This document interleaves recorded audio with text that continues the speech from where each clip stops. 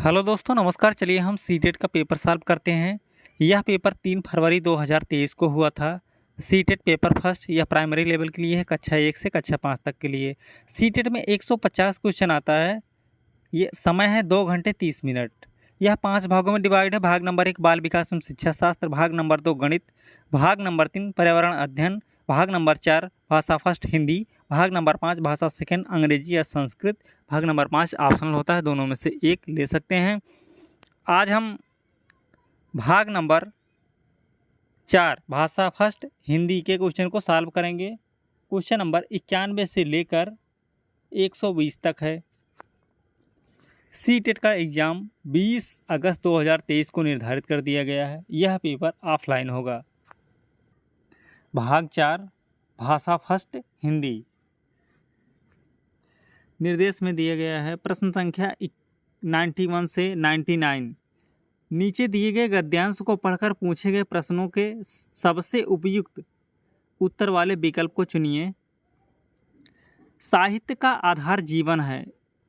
इसी आधार पर साहित्य की दीवार खड़ी होती है। उसकी अटारियाँ, मीनार और गुम्बद बनते हैं, लेकिन बुनियादी मिट्टी के नीचे दबी पड़ी है। जीवन परमात्मा की सृष्टि है, इसलिए सुबोध है, सुगम है और मर्यादाओं से परिमित है। जीवन परमात्मा को अपने कार्यों का जवाबदेह है या नहीं हमें मालूम नहीं, लेकिन साहित्य मनुष्य के सामने जवाबदेह है। इसके लिए कानून है जिससे वह इधर उधर नहीं जा सकता। मनुष्य जीवन पर्यंत आनंद की खोज में लगा रहता है। किसी को यह रत्न द्रव्य में मिलता है, किसी को संपूर्ण परिवार में, किसी को लंबे चौड़े भवन में, किसी को ऐश्वर्य में, लेकिन साहित्य का आनंद इस आनंद से ऊंचा है। उसका आधार सुंदर और सत्य है। वास्तव में सच्चा आनंद सुंदर और सत्य से मिलता है। उसी आनंद को दर्शाना, वही आनंद उत्पन्न करना साहित्य का उद्देश्य है। क्वेश्चन नंबर 91 है, प्रस्तुत गद्यांश के अनुसार साहित्य और जीवन में गहरा संबंध है, क्योंकि ऑप्शन है जीवन का मुख्य आधार साहित्य प्रसन्नता है जो साहित्य देता है। ऑप्शन नंबर सेकंड साहित्य जीवन की दृष्टि है। ऑप्शन नंबर थर्ड साहित्य का आधार जीवन है। ऑप्शन नंबर 4 साहित्य जीवन को दृढ़ता देता है। सही ऑप्शन बताइए।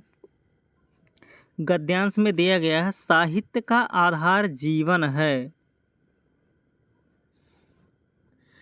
हमारा थर्ड ऑप्शन मिल रहा है साहित्य का आधार जीवन है, तो सही ऑप्शन है option number third. Question number 92, मनुष्य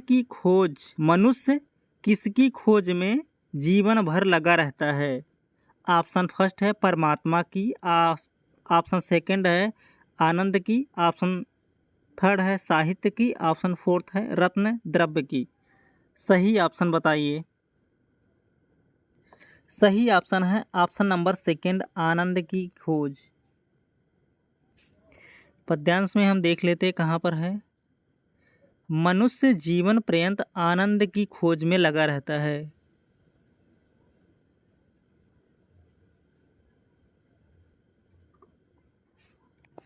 क्वेश्चन नंबर है 93, साहित्य का प्रमुख उद्देश्य है। ऑप्शन नंबर फर्स्ट ऐश्वर्य उत्पन्न करना, ऑप्शन नंबर सेकंड सृष्टि उत्पन्न करना, ऑप्शन नंबर थर्ड है जीवन उत्पन्न करना, ऑप्शन नंबर फोर्थ है आनंद उत्पन्न करना। सही ऑप्शन बताइए। सही ऑप्शन है ऑप्शन नंबर 4 आनंद उत्पन्न करना। पद्यांश में हम देख लेते हैं कहाँ पर।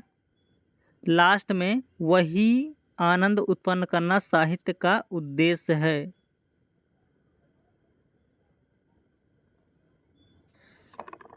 क्वेश्चन नंबर 94, वास्तव में सच्चा आनंद मिलता है। ऑप्शन फर्स्ट है साहित्य व जीवन से, ऑप्शन सेकंड है संपूर्ण परिवार से, ऑप्शन थर्ड है सुंदर व सत्य से, ऑप्शन 4 है लंबे चौड़े भवन से। सही ऑप्शन बताइए। सही ऑप्शन है ऑप्शन नंबर थर्ड सुंदर व सत्य से। चलिए हम 94 क्वेश्चन का आंसर देखते हैं। किसी को लंबे चौड़े भवन में, किसी को ऐश्वर्य लेकिन साहित्य का आनंद इस आनंद से ऊंचा है उसका आधार सुंदर और सत्य है। क्वेश्चन नंबर 95 है, साहित्य के आनंद का आधार है। ऑप्शन फर्स्ट है सुंदर और सत्य को पाना, ऑप्शन सेकंड है जीवन, ऑप्शन थर्ड है ऐश्वर्य पाना, ऑप्शन फोर्थ है परमात्मा। सही ऑप्शन बताइए। सही ऑप्शन है ऑप्शन नंबर फर्स्ट सुंदर और सत्य को पाना। 95 का आंसर देखते हैं पद्यांश में। सच्चा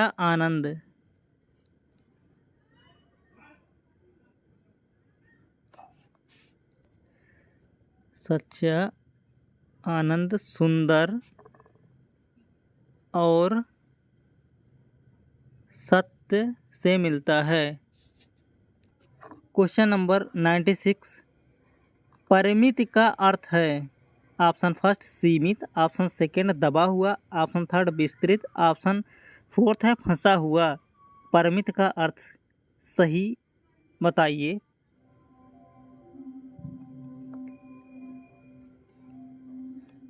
इसका सही आंसर है आंसर नंबर फर्स्ट सीमित। चलिए हम 96 का पद्यांश में आंसर ढूंढते हैं। सुगम है और मर्यादाओं से परिमित है। सुगम और मर्यादाओं से परिमित है। पूरा पढ़ते हैं। जीवन परमात्मा की सृष्टि है। जीवन परमात्मा की सृष्टि है, इसलिए सुबोध है, सुगम है और मर्यादाओं से परिमित है। इसका मतलब यहाँ पे परिमित का अर्थ सीमित है।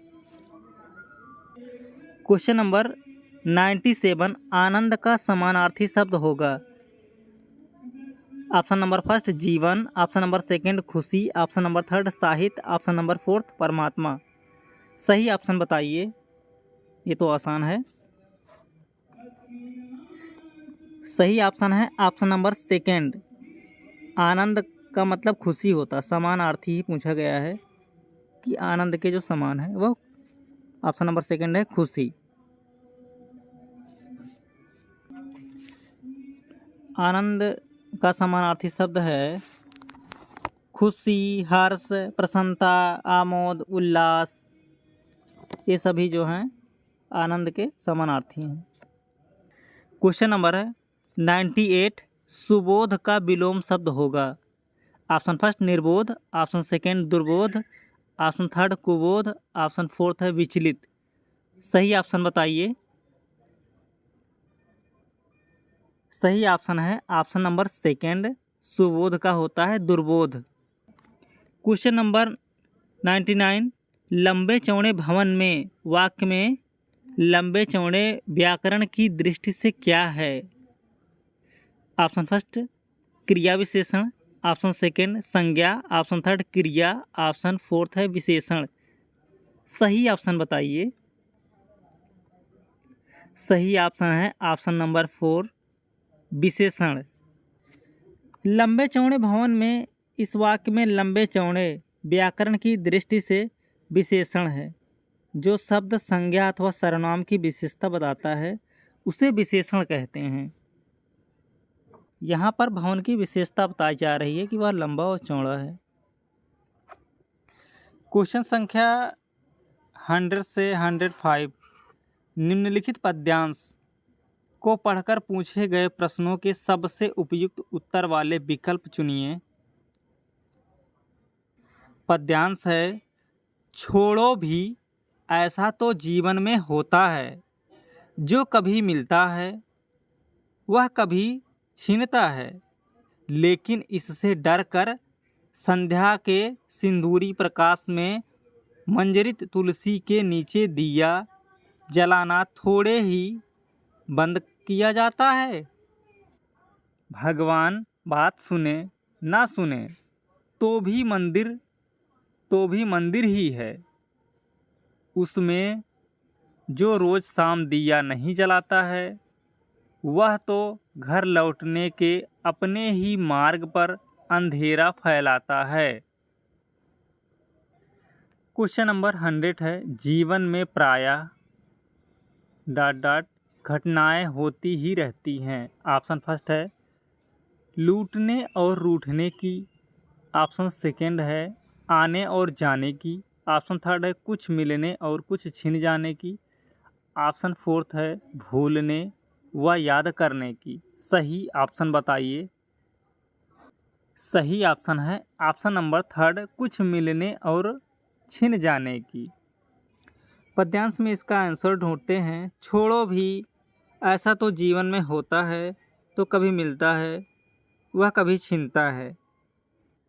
ये पद्यांश के शुरुआत में ही दिया गया है।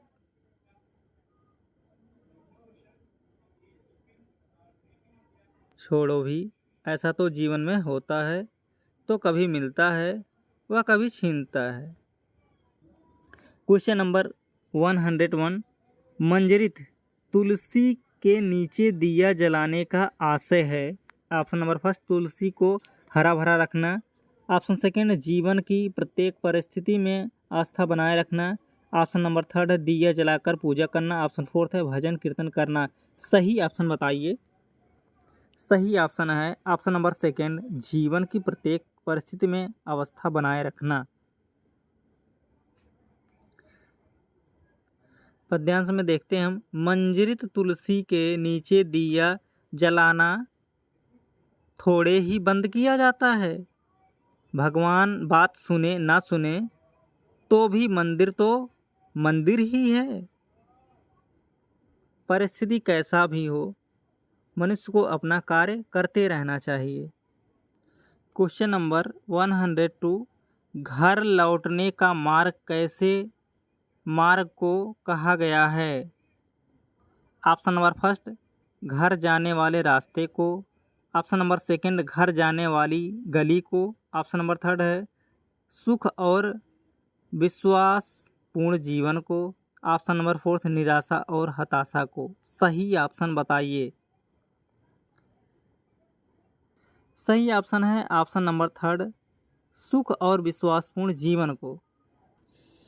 घर लौटने का मार्ग सुख और विश्वासपूर्ण जीवन को कहा गया है।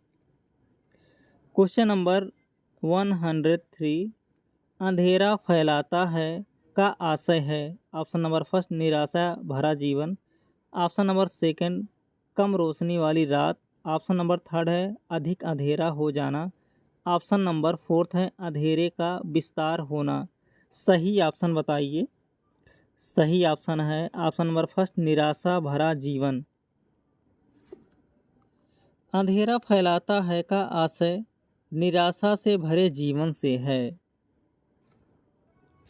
पद्यांश में दिया गया है, जो रोज शाम दिया नहीं जलाता है वह तो घर लौटने के अपने ही मार्ग पर अंधेरा फैलाता है।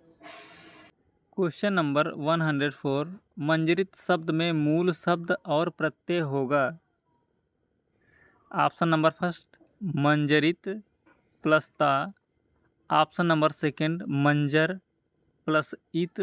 ऑप्शन नंबर थर्ड मंजर प्लस रित। ऑप्शन नंबर फोर है मंजरी प्लस इत।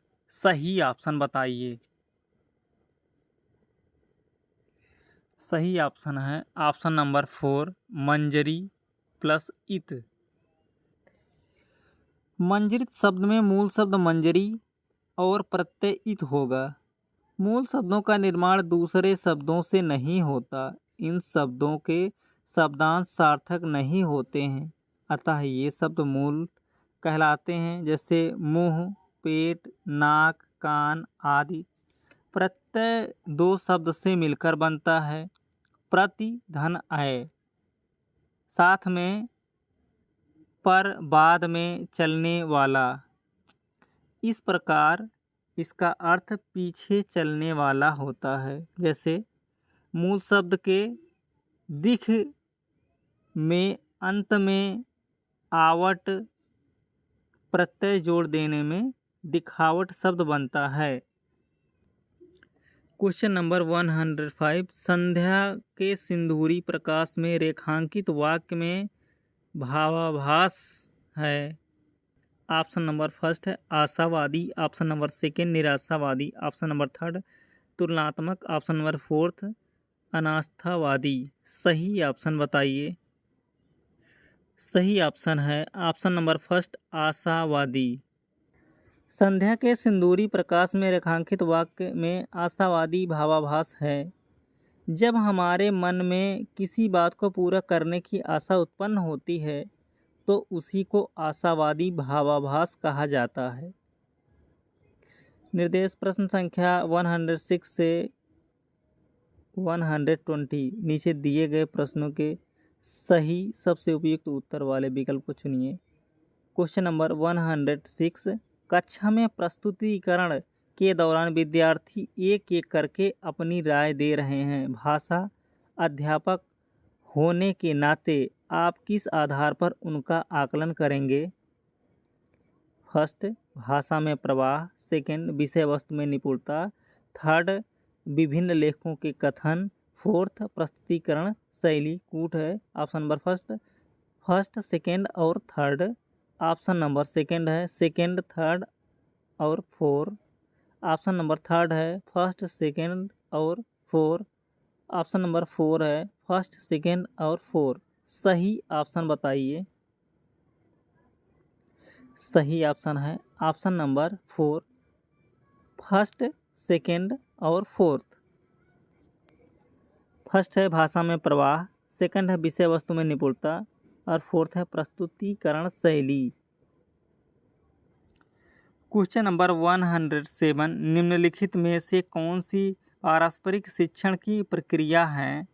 ऑप्शन फर्स्ट है अनुमान, प्रश्न करना, स्पष्ट करना और सारांशीकरण। ऑप्शन नंबर सेकंड है मान लेना, चर्चा करना, नोट करना और सारांशीकरण। ऑप्शन नंबर थर्ड है कल्पना करना, प्रस्तुतिकरण, प्रश्न करना और सारांशीकरण। ऑप्शन नंबर फोर्थ है विचार करना, अभिव्यक्त करना, मॉनिटरिंग करना और सारांशीकरण। सही ऑप्शन बताइए। सही ऑप्शन है ऑप्शन नंबर फर्स्ट है अनुमान, प्रश्न करना, स्पष्ट करना और सारांशीकरण। पारस्परिक शिक्षण प्रणाली एक छोटी निर्देशात्मक समूह गतिविधि है। यह शिक्षण प्रणाली 4 छात्रों के छोटे समूह को बनाकर की जाती है। इसमें प्रत्येक छात्र को किसी विषय को पढ़ाते समय अनुमान करने, प्रश्न करने, स्पष्ट करने तथा सारांशीकरण करने की जिम्मेदारी सौंपी जाती है। अतः इन्हें ही पारस्परिक शिक्षण की प्रक्रिया कहा जाता है। क्वेश्चन नंबर 108 संप्रेषणात्मक गतिविधि के शुरुआती चरण में अध्यापिका विद्यार्थियों को जहां भी आवश्यकता हो सहायता दे रही है और धीरे धीरे विद्यार्थियों पर उत्तरदायित्व डाल रही है। यहाँ अध्यापिका क्या कर रही है? ऑप्शन नंबर फर्स्ट विद्यार्थियों को दिशा संकेत दे रही है। ऑप्शन नंबर सेकंड है विद्यार्थियों को सहायता दे रही है। ऑप्शन नंबर थर्ड है विद्यार्थियों को पुनर्वलन दे रही है। ऑप्शन नंबर फोर्थ है विद्यार्थियों को निर्देश दे रही है। सही ऑप्शन बताइए। सही ऑप्शन है ऑप्शन नंबर सेकंड विद्यार्थियों को सहायता दे रही है। संप्रेषण गतिविधि के शुरुआती चरण में अध्यापिका विद्यार्थियों को जहां भी आवश्यकता हो सहायता दे रही है और धीरे धीरे विद्यार्थियों पर उत्तरदायित्व डाल रही है। संप्रेषणात्मक विधि इस मान्यता पर निर्भर करती है कि भाषा का प्रमुख कार्य संप्रेषण करना यानी कम्युनिकेशन। यह विधि संप्रेषण करने की दक्षता को केंद्र में रखकर भाषा सीखने सिखाने की प्रक्रिया को प्रस्तावित करती है। क्वेश्चन नंबर 109 भाषा की कक्षा में विद्यार्थी अध्यापिका की उपस्थिति में एक दूसरे के साथ अंतःक्रिया कर अंग्रेजी भाषा में एक दूसरे की पसंद नापसंद जान रहे हैं। अंतःक्रिया के दौरान जब भी और जहां भी आवश्यक हो अध्यापिका विद्यार्थियों को आवश्यक संकेत सहायता के रूप में दे रही है। यहाँ समस्त शिक्षण अधिगम प्रक्रिया अधिगम के किस सिद्धांत को प्रतिबिंबित कर रही है? ऑप्शन फर्स्ट है व्यवहारवाद, ऑप्शन सेकंड है संज्ञानात्मक संकेत, ऑप्शन थर्ड है अंतःक्रियात्मक, ऑप्शन फोर्थ है सामाजिक सांस्कृतिक। सही ऑप्शन बताइए। सही ऑप्शन है ऑप्शन नंबर थर्ड अंतःक्रियात्मक।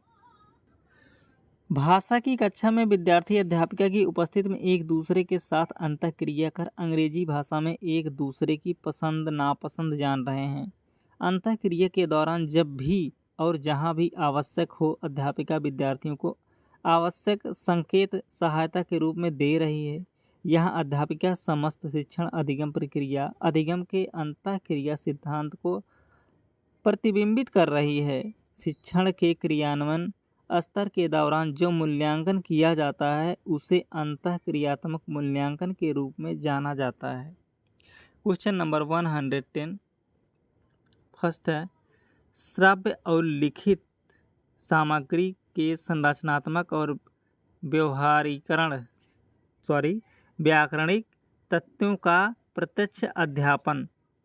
सेकंड है श्रव्य और लिखित सामग्री को विद्यार्थियों के प्रयोग हेतु सामाजिक और सांस्कृतिक संदर्भों से जोड़ना।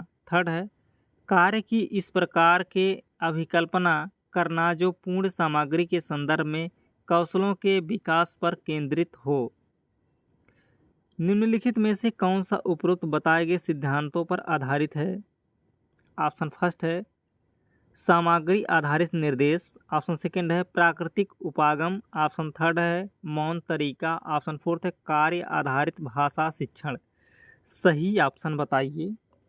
सही ऑप्शन है ऑप्शन नंबर फर्स्ट सामग्री आधारित निर्देश। चलिए इसकी व्याख्या देखते हैं। सामग्री आधारित निर्देश दिए गए सभी सिद्धांतों पर आधारित है जो निम्न प्रकार है। श्रव्य एवं लिखित सामग्री के संरचनात्मक और व्याकरणिक तत्वों का प्रत्यक्ष अध्यापन है। श्रव्य और लिखित सामग्री को विद्यार्थियों के प्रयोग हेतु सामाजिक और सांस्कृतिक संदर्भों से जोड़ना है। कार्य की इस प्रकार से अभिकल्पना करना जो सूची सामग्री के संदर्भ में कौशलों के विकास पर केंद्रित हो। क्वेश्चन नंबर 111 द्वितीय भाषा के अधिगम में क्या शामिल है? ऑप्शन फर्स्ट है लक्ष्य भाषा में विभिन्न स्थितियों के प्रति प्रतिक्रिया देना, ऑप्शन नंबर सेकंड है विभिन्न प्रकार की द्रव्य व लिखित सामग्री का उपयोग करना, ऑप्शन नंबर थर्ड है अकादमिक रूप से लक्ष्य भाषा में प्रतिक्रिया देना, ऑप्शन नंबर फोर्थ है विशिष्ट स्थितियों में कुछ वाक्यांशों का प्रयोग करना। सही ऑप्शन बताइए। सही ऑप्शन है ऑप्शन नंबर सेकंड विभिन्न प्रकार की श्रव्य व लिखित सामग्री का उपयोग करना। चलिए हम इसकी व्याख्या करते हैं। द्वितीय भाषा के अधिगम में विभिन्न प्रकार की श्रव्य व लिखित सामग्री का उपयोग करना सम्मिलित है। द्वितीय भाषा सीखने का उद्देश्य यह है कि व्यक्ति अपनी भाषा के प्रवेश की कोई दूसरी भाषा सीखकर स्वयं को सामाजिक संप्रेषण के उन क्षेत्रों से जोड़ सके जिनकी पूर्ति द्वितीय भाषा के माध्यम से ही संभव होती है। क्वेश्चन नंबर 112 भाषा की कक्षा में अध्यापिका ने विद्यार्थियों को पिछले माह की गई आम घोषणाओं और वक्तव्यों का विश्लेषण करने के लिए कहा। यहाँ अध्यापिका किस बात पर बल दे रही है? ऑप्शन नंबर फर्स्ट लिखित विमर्श चिंतन, ऑप्शन नंबर सेकंड वाचित विमर्श चिंतन, ऑप्शन नंबर थर्ड मुद्रित विमर्श चिंतन, ऑप्शन नंबर फोर्थ अप्रकाशित विमर्श चिंतन। सही ऑप्शन बताइए। सही ऑप्शन ऑप्शन नंबर सेकंड वाचित विमर्श चिंतन। चलिए हम इसकी व्याख्या करते हैं। भाषा की कक्षा में अध्यापिका ने विद्यार्थियों को पिछले माह की गई आम उद्घोषणाओं और वक्तव्यों का विश्लेषण करने के लिए कहा। यहाँ अध्यापिका वाचिक विमर्श चिंतन की बात पर बल दे रही है। अधिगम के विभिन्न प्रकारों में वाचिक अधिगम या शाब्दिक अधिगम का मनुष्य के जीवन में अत्यधिक महत्व है क्योंकि यह योग्यता मनुष्यों में ही पाई जाती है। बातों, विचारों और भावनाओं के पारस्परिक आदान प्रदान में इसी क्षमता का उपयोग होता है। क्वेश्चन नंबर 113 निम्नलिखित में से कौन सा उपागम भाषा अधिगम में भाषा की बहुशब्दी इकाइयों व वाक्यांशों की भूमिका पर बल देता है? ऑप्शन नंबर फर्स्ट संरचनात्मक उपागम, ऑप्शन नंबर सेकंड मौखिक उपागम, ऑप्शन नंबर थर्ड प्राकृतिक उपागम, ऑप्शन नंबर फोर्थ शब्दकोशीय उपागम। सही ऑप्शन बताइए। सही ऑप्शन है ऑप्शन नंबर फोर्थ शब्दकोशीय उपागम। चलिए इसकी व्याख्या करते हैं। शब्दकोशीय उपागम भाषा अधिगम में भाषा की बहुशब्दी इकाइयों या वाक्यांशों की भूमिका पर बल देता है। भाषा शिक्षण का शब्दकोशीय उपागम यह विश्वास करता है कि भाषा पारस्परिक व्याकरण और शब्दावली से नहीं बनती, बल्कि अक्सर पहले से गढ़े गए बहुत से शब्द समूहों से बनती है।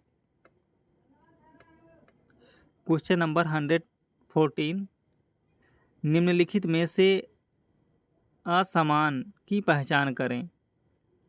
ऑप्शन फर्स्ट है बच्चों में प्रथम भाषा के विकास के समानांतर अर्जन स्वाभाविक तरीका है।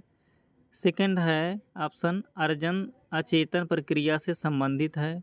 ऑप्शन नंबर थर्ड है अर्जन भाषिक निपुणता के स्वाभाविक विकास से संबंध रखता है। ऑप्शन नंबर फोर्थ है अर्जन भाषा के नियमों के चेतन ज्ञान पर बल देता है। सही ऑप्शन बताइए। सही ऑप्शन है ऑप्शन नंबर फोर्थ अर्जन भाषा के नियमों के चेतन ज्ञान पर बल देता है। चलिए हम इसकी व्याख्या करते हैं। असमान है क्योंकि भाषा अर्जन में बालक अनेक युक्तियों का प्रयोग करता है, न कि भाषा अर्जन के नियमों के चेतन ज्ञान पर बल देता है। इनमें से कुछ प्रमुख युक्तियों का ज्ञान बालक द्वारा भाषा अर्जन की प्रक्रिया को समझने में हमारी सहायता करता है। भाषा को अर्जित करने के निम्न तरीके हैं। नंबर 1, बच्चों में प्रथम भाषा के विकास के समानांतर अर्जन स्वाभाविक तरीका है। नंबर 2, अर्जन अचेतन प्रक्रिया से संबंधित है। नंबर 3, अर्जन भाषिक निपुणता के स्वाभाविक विकास से संबंध रखता है। क्वेश्चन नंबर 115, प्रकृतवादी उपागम किसके सिद्धांत के आधार पर शिक्षण शास्त्रीय अनुप्रयोगों को विकसित करने का प्रयास है? ऑप्शन नंबर फर्स्ट है Roger brown, option number second है स्टीफन क्रसेन, ऑप्शन नंबर थर्ड है ब्लूमफील्ड, ऑप्शन नंबर फोर्थ है कोविन। सही ऑप्शन बताइए। सही ऑप्शन है ऑप्शन नंबर सेकंड स्टीफन क्रसेन। चलिए हम इसकी व्याख्या करते हैं। प्रकृतवादी उपागम स्टीफन क्रसेन के सिद्धांत के आधार पर शिक्षण शास्त्रीय अनुप्रयोगों को विकसित करने का प्रयास है। स्टीफन क्रसेन भाषा विज्ञान के क्षेत्र में एक विशेषज्ञ हैं जो भाषा अधिग्रहण और विकास के सिद्धांतों में विशेषता रखते हैं। इनके अनुसार अर्जन एक अचेतन प्रक्रिया है। सभी बच्चों में भाषा अर्जन की स्वाभाविक क्षमता होती है। क्वेश्चन नंबर 116, अभिकथन ए चेतन अधिगम अर्जित व्यवस्थाओं से प्राप्त परिणामों की जांच और सुधारने के पर्यवेक्षण के रूप में कार्य करता है। कारण आर पर्याप्त समय, संरचनाओं पर ध्यान और नियमों का ज्ञान, ये 3 शर्तें पर्यवेक्षण के सफल प्रयोग की शर्तें हैं। Coat option number first A और आर दोनों सही हैं तथा आर ए की सही व्याख्या है। ऑप्शन नंबर सेकंड ए और आर दोनों सही हैं परंतु आर ए की सही व्याख्या नहीं है। ऑप्शन नंबर थर्ड ए सही है किंतु आर गलत है। ऑप्शन नंबर फोर्थ ए गलत है किंतु आर सही है। सही ऑप्शन बताइए। सही ऑप्शन है ऑप्शन नंबर सेकंड ए और आर दोनों सही है परंतु आर ए की सही व्याख्या नहीं करता। चलिए हम इसकी व्याख्या करते हैं। ए और आर दोनों सही परंतु आर ए की व्याख्या सही नहीं है। चेतन अधिगम अर्जित व्यवस्थाओं से प्राप्त परिणामों की जांच और सुधारने के पर्यवेक्षण के रूप में कार्य करता है किंतु पर्याप्त समय, संरचनाओं पर ध्यान और नियमों का ज्ञान, ये 3 शर्तें पर्यवेक्षण के सफल प्रयोग की शर्तें नहीं हैं। क्वेश्चन नंबर 117, ए ध्वनि तरंगों की पहचान करने वाली भौतिक प्रक्रिया जो कर्णपटह कान के पर्दे से टकराती है, श्रवण के रूप में जानी जाती है।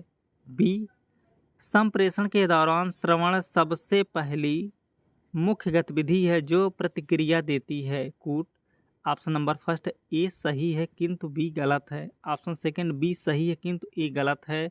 ऑप्शन थर्ड है ए और बी दोनों सही हैं। ऑप्शन नंबर फोर्थ ए और बी दोनों गलत हैं। सही ऑप्शन बताइए। सही ऑप्शन है ऑप्शन नंबर थर्ड, ए और बी दोनों सही हैं।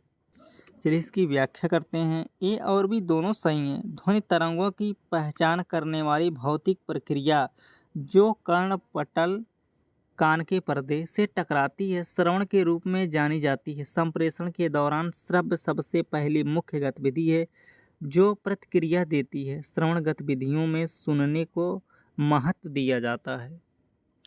Question number 118।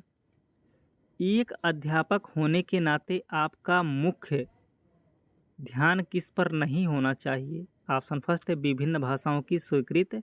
ऑप्शन सेकंड है सभी को एक समान समय देना। ऑप्शन थर्ड है उच्च स्तरीय चिंतन को प्रोत्साहित करना। ऑप्शन नंबर फोर्थ विशिष्ट वर्ग की संस्कृति को समुन्नत करना। सही ऑप्शन बताइए। सही ऑप्शन है ऑप्शन नंबर 4 विशिष्ट वर्ग की संस्कृति को समुन्नत करना। चलिए हम इसकी व्याख्या करते हैं। एक अध्यापक होने के नाते आपका मुख्य ध्यान विशिष्ट वर्ग की संस्कृति को समुन्नत करने पर नहीं होना चाहिए, बल्कि आपका मुख्य ध्यान विभिन्न भाषाओं की स्वीकृत करना, सभी को एक समान समय देना और उच्च स्तरीय चिंतन को प्रोत्साहित करने पर होना चाहिए। Question number 119। Question number 119। भाषा में शब्दों की आंतरिक संरचना और शब्दों को रचना में शामिल करने वाले नियमों का अध्ययन किस रूप में जाना जाता है? ऑप्शन नंबर फर्स्ट है स्वनिम ज्ञान। ऑप्शन नंबर सेकंड वाक्य विन्यास। ऑप्शन नंबर थर्ड रूप ग्राम। ऑप्शन नंबर फोर्थ वर्तनी विषयक। सही ऑप्शन बताइए। सही ऑप्शन है ऑप्शन नंबर थर्ड रूप ग्राम आकृति मूलक। इसकी व्याख्या करते हैं।